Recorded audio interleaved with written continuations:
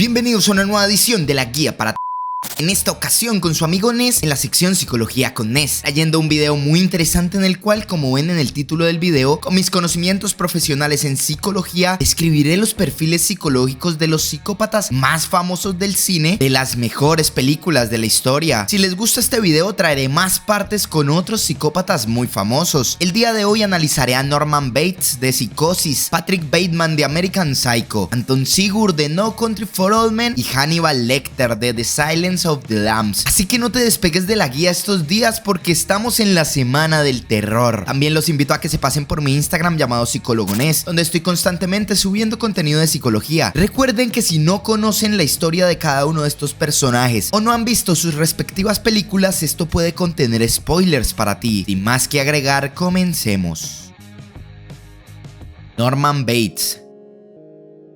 Quiero aclarar que hablaré esencialmente del Norman Bates que conocimos en la saga de películas de Psicosis, y sé que muchos quieren que analice al Norman Bates de la famosa serie Bates Motel, y les aseguro que es bastante similar al canon que conocimos en las películas. Incluso profundiza mejor al personaje, pero el psicópata que le dio origen a la leyenda está en la clásica cinta de Hitchcock. Norman Bates fue un hijo sobreprotegido por su madre y aislado socialmente. Su madre le enseñó a despreciar y a temer a las mujeres, ambas actitudes que el niño desarrollaría sin excepción. Es decir, poco a poco nos daremos cuenta cómo Norman termina despreciando y termina odiando a su madre, además de tenerle un gran temor, unido a una bizarra fijación en la que estaba enamorado de ella. A los 6 años Norman pierde a su padre y sin entender mucho esta muerte se ríe accidentalmente, por lo que es castigado por su madre. Norman reprime constantemente su masculinidad en su desarrollo, todo producto de la dominancia y agresividad de su madre. Esto da como resultado una fijación del joven hacia ella, la única figura afectiva sólida en su vida, pero también la única relación social que había establecido. El joven Norman se excita constantemente con su madre, esto le produce ansiedad y también es constantemente castigado por la misma. Y esto por supuesto se trata de un clásico complejo de Edipo, donde el sujeto está enamorado de su madre y desprecia cualquier pareja o relación de la misma que pueda quitarle el cariño y la protección que proviene de esta. Sin embargo, en cualquier historia, cuando Norman comienza a socializar con otras personas, se da cuenta de lo repulsivo del actuar de su madre, y al contrario de amarla, odia la dominancia, hipocresía y la conducta de esta, por lo que decide asesinarla. Es aquí donde aparece el trastorno disociativo de Norman, dado que posterior a asesinar a su madre y a su amante, parece no recordar nada, como si hubiera sido otra persona la que cometió los crímenes, y este entra en un estado de shock por el evento. Es decir, hay más de una personalidad conviviendo en la mente de Norman. Posterior a la muerte de su madre, Norman comienza a experimentar delirios acerca de que ella no está muerta y debe mantenerla viva, por lo que roba su cadáver y lo lleva a su casa. También tiene alucinaciones en las que la escucha y hasta sostiene conversaciones con ella. Estos, aunque son claros síntomas esquizoides de un posible trastorno esquizofrénico, pueden también ser producto de cualquier otro trastorno psicótico de la personalidad de Norman, el cual podría padecer no solo uno sino varios de estos, unido al trastorno disociativo de la personalidad, o también llamado personalidades múltiples. La única forma en la que Norman puede mantener a su madre con vida es personificándola él mismo, sin que la personalidad de Norman se dé cuenta. A modo de proyección psicótica, Norman siente tanta dependencia emocional por su madre que él mismo desarrolla una personalidad con la figura de esta en su vida, para que así pueda cuidar de él. También es otra forma en la que niega la pérdida de su madre y evade la culpa de haberla asesinado. Norman cumple con todo el perfil psicópata, teniendo nula empatía por las demás personas, cero culpa por los actos antisociales que comete al dañar a alguien, y lo más llamativo, mostrándose al mundo como alguien débil, tranquilo y bastante inocente. Esta es una conducta muy normal en gran parte de asesinos seriales, utilizando su fachada desprevenida y tímida como la cara perfecta para no ser descubiertos y para tampoco alertar a sus víctimas, llegando a sufrir ataques de pánico y trastorno de ansiedad como si se tratara de un ser humano común del que hablamos. Y parece una ambivalencia que Norman no sienta culpa o empatía por los demás, pero sí quiere evadir el asesinar a su madre. Y es que con su madre había una relación codependiente, es decir, en realidad este no estaba enamorado del ser humano que representaba a su madre, sino de lo que proveía y hacía sentir para sí mismo. Al final todo es una motivación egoísta de Norman. Las víctimas más comunes de Norman eran mujeres en la adultez joven o media, lo cual es bastante llamativo porque podríamos pensar que son el perfil de mujeres que su madre le enseñó a odiar, y al personificar a su madre en los asesinatos, se protege a sí mismo de involucrarse con las víctimas. En otras palabras, Norman asesina a mujeres que llaman su atención para que así de forma bizarra su única relación emocional siga siendo la que tiene con su madre. Otra forma de verlo es que Norman asesina constantemente a su madre, dado que la proyecta en sus víctimas. Patrick Bateman.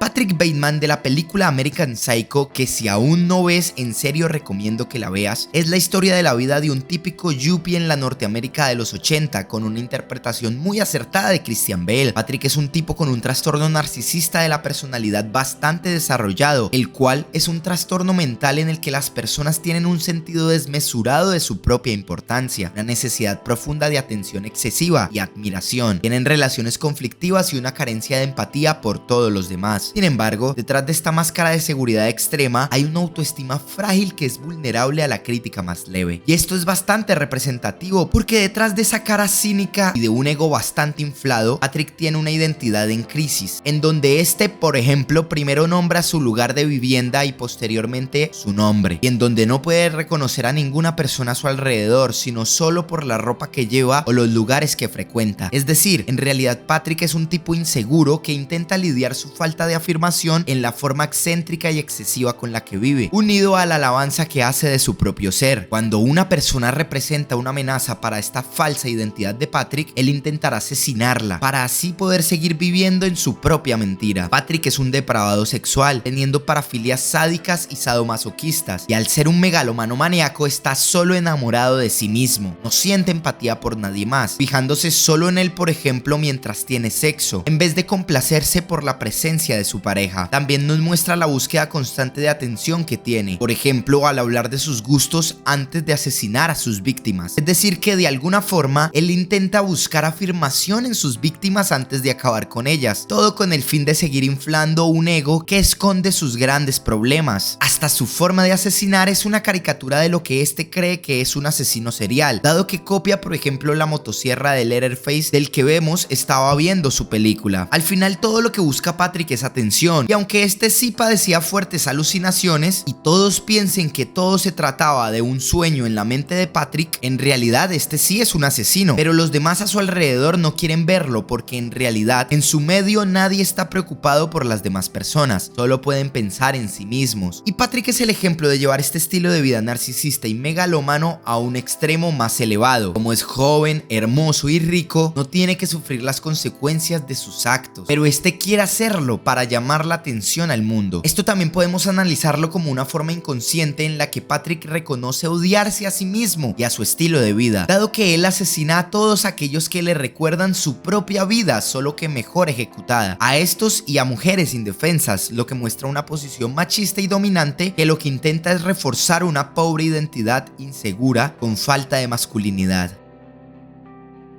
Anton Chigurh.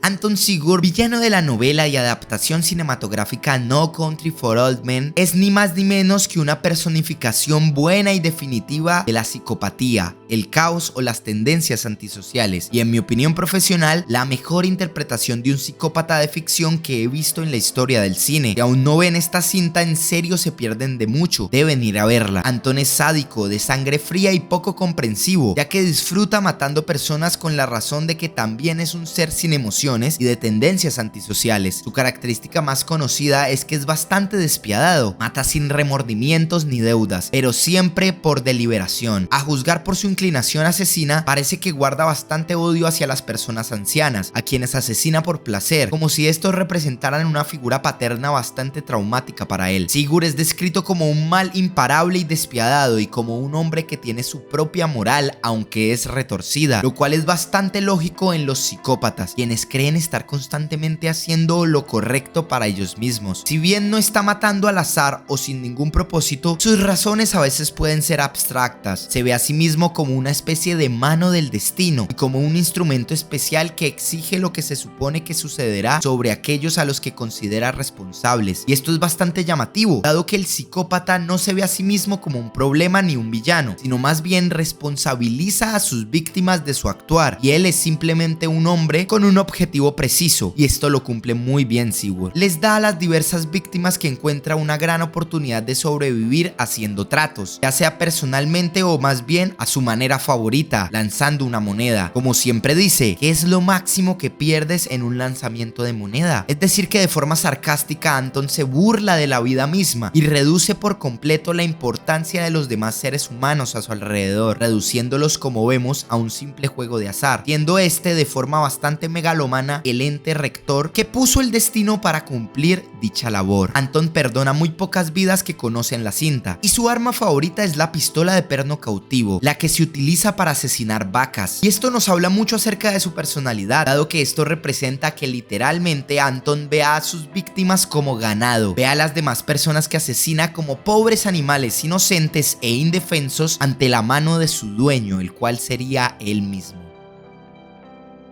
Hannibal Lecter. Hannibal, uno de los monstruos más reconocidos del cine y uno de los primeros análisis que traje a este canal, que si quieren conocer su perfil completo los invito a que vean el video que comparto aquí arriba, en donde profundizo de forma significativa en el personaje. Hannibal es la ambivalencia entre la inteligencia y el desarrollo en contraposición al instinto animal, y en el video de hoy quiero resaltar por supuesto su conducta caníbal, como la forma en la que Hannibal intenta demostrar su superioridad sobre los demás seres que lo rodean. Hannibal es un antisocial y un psicópata bastante narcisista, pero a diferencia de los demás que hemos visto el día de hoy, Hannibal, al despreciar por completo los demás seres humanos por la infancia traumática que vivió en la que literalmente tuvo que comerse a su hermana, los supera en su propio juego, volviéndose un reconocido doctor profesional al que las personas acuden para resolver sus problemas. Sin embargo, su mente retorcida y cruel le impide sentir el más mínimo de empatía por nadie, llevándolo a cometer múltiples asesinatos, y siendo lo más llamativo de estos la forma en la que Hannibal termina comiendo partes de los cuerpos de sus víctimas. Hay que entender que Hannibal no los come por un simple gusto excéntrico o por dependencia. Hannibal los come porque puede hacerlo, y esto es una declaración de poder y superioridad sobre los demás. Literalmente, Hannibal está mostrando su supremacía y gran deseo narcisista por sobresalir, mostrando que no solo puede asesinarte, sino también puede devorarte, como si Hannibal fuera un predador y todos los demás sus presas. Es más, podríamos decir que Hannibal es capturado porque este así lo desea, dado que su gran inteligencia le permitiría escapar constantemente con facilidad, como lo vimos en la cinta, pero si nunca es capturado no conocerían su historia y su rostro, y lo que busca Hannibal es infundir terror a las demás personas. Hannibal disfruta el intimidar y el acechar, lo cual es resultado de su posición como asesino serial, y como dije anteriormente, a modo de dualismo cartesiano, es la unión de los modales, la cultura refinada y pulcra, con las tendencias animales más instintivas y primitivas. Hannibal se burla del desarrollo y la evolución humana, probando con su propia vida que no importa cuántos modales quieran enseñarnos, seguimos siendo animales y respondemos ante una necesidad de poder, en la que, como dijo Darwin, solo va a seguir existiendo el que pruebe tener mayor eficacia frente a las demandas del medio. Bueno, hasta aquí el video de hoy, espero te haya gustado, y si aprendiste algo nuevo con él, regálame tu like. Recuerda suscribirte y activar la campanita porque esta semana habrá más videos similares a este. Sígueme en mi Instagram llamado Psicólogo Ness, página de Facebook y Twitter. Tu amigo Ness se despide, gracias y hasta la próxima.